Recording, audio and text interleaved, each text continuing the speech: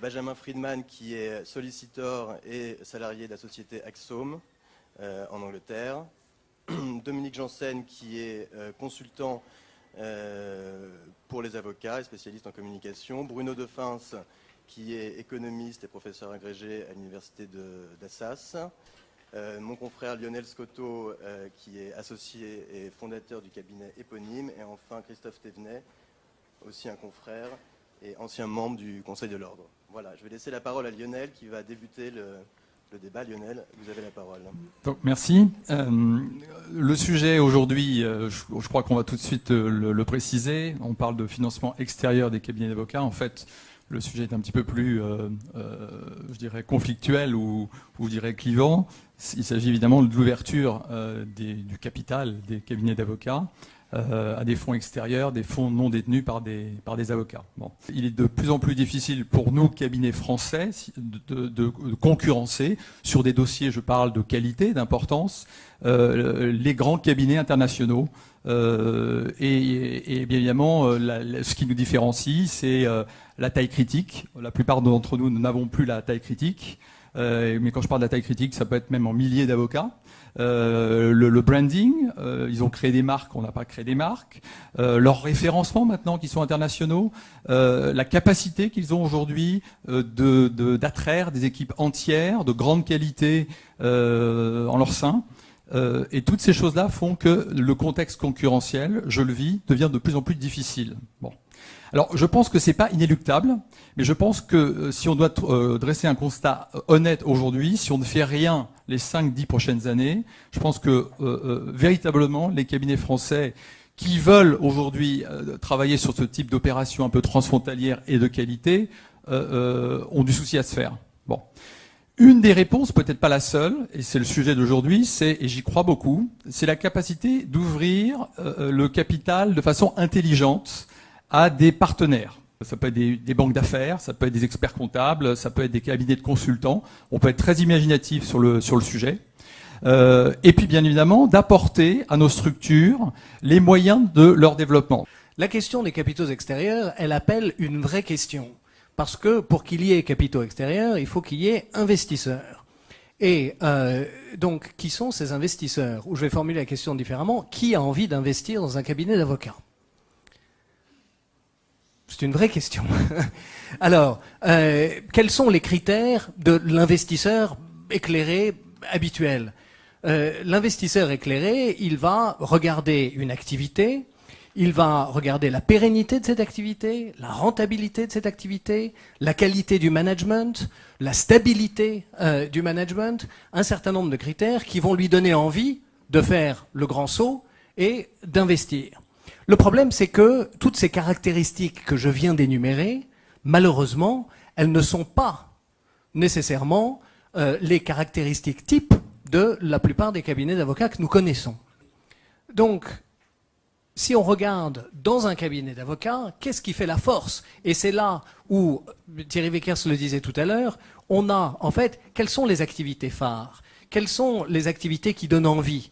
On a d'une part les activités parfaitement maîtrisées, c'est-à-dire celles qui vont avoir recours ou qui ont déjà recours à des systèmes d'intelligence économique et qui sont des activités donc maîtrisées, rodées, prévisibles en termes de facturation et qui sont standardisées sans qu'il y ait pour autant une déperdition nécessairement de qualité. La standardisation, c'est aussi la sécurité.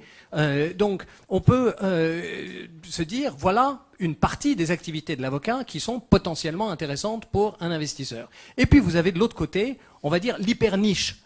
C'est-à-dire qu'on va miser sur, alors certes c'est plus risqué parce que ça dépend de l'individu, mais on va miser sur des spécialités, des savoir-faire extrêmement pointus. Donc on a le standardisé d'un côté et on a, on va dire, le très haut de gamme de l'autre. Il est clair que sur un investissement à relativement grande échelle, c'est sans aucun doute les activités les plus standardisées qui sont les plus rassurantes pour l'investisseur. Alors, où est-ce que ça nous laisse finalement quand on voit quand on voit tout ça et qu'on analyse tout ça, c'est finalement à chaque cabinet de se dire où vais-je me situer pour être dans cette course. On se retrouve dans une situation où certains non-avocats vont maîtriser un certain nombre de processus, de méthodes, et vont le faire dans un cadre qui est un cadre légal, c'est-à-dire ce ne sont pas les braconniers dont parlait, ou les contrebandiers dont parlait Christophe tout à l'heure, mais ce sont des sociétés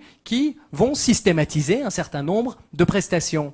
Et le débat va se poser, est-ce que ces gens-là vont être des sous-traitants de l'avocat qui reste aux commandes et qui donc a une activité qui devient stable, solide, intéressante et dans laquelle il peut donner envie à des investisseurs de venir, ou est-ce qu'au contraire, il va rester immobile, et s'il reste immobile, ce sont ces sociétés qui ont commencé à standardiser un certain nombre d'activités, qui vont se dire, bah tiens, on va faire ponctuellement appel à l'avocat quand on aura besoin de lui.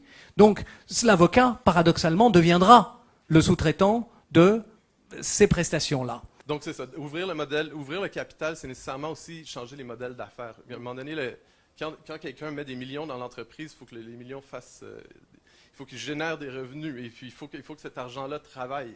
Donc, il faut bien la croissance ou bien il faut aller chercher d'autres marchés, mais il faut faire travailler cet argent-là. Et ça demande de changer les modèles d'affaires, c'est-à-dire d'avoir de la recherche et du développement, du marketing, du business development, je veux dire. Donc, ça change la façon de faire les choses. Donc, Merci beaucoup, Alexandre. Lionel, je vous laisse conclure les débats. Bon, lourde tâche de conclure.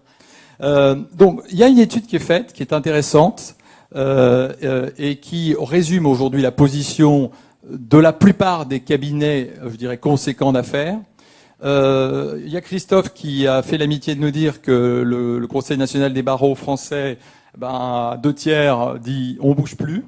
Et pendant que moi, en tant que chef d'entreprise d'un cabinet d'avocats où j'essaye de dire quelles sont les perspectives, d'un côté j'ai ce qui en quelque sorte organise ma profession qui dit on fait rien.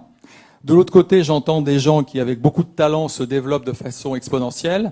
Et moi, mon souhait en tant qu'avocat et patron d'un cabinet, ça aurait été bien évidemment de prendre ce challenge et d'avoir la liberté de pouvoir me développer avec des outils performants, avec des équipes performantes et aller chercher moi-même à l'international des marchés. A priori, pour l'instant, ça va être difficile.